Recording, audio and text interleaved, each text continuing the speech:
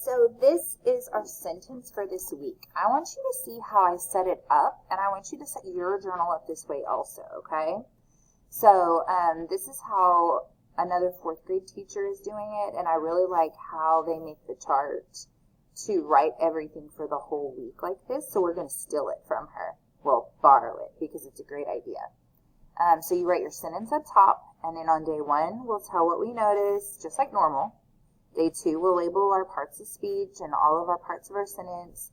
Then day 3, we'll revise it. Day 4, we'll imitate it. Okay, so same thing, just it's on a nice little graphic organizer, which you know I love graphic organizers by now.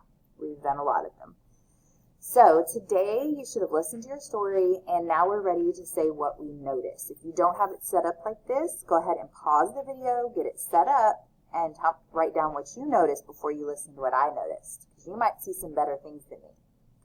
All right, so some things that I noticed is that we have been working on compound sentences. I see that there is a comma with a conjunction. I have 2 complete sentences put together. So I noticed this is a compound sentence. That excited me. All right. I also noticed that I have 2 proper nouns. I have Laura and Jane.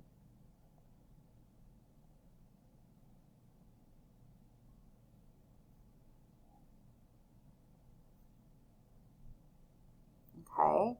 And Laura, she is possessive because it's Laura's face. It is her face. So a possessive noun.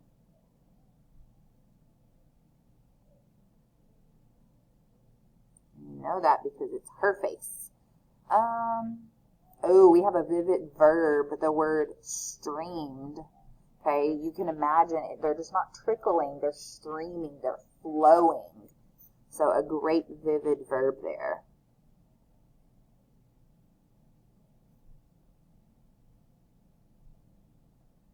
All right, so that's what I noticed. You probably noticed some other things.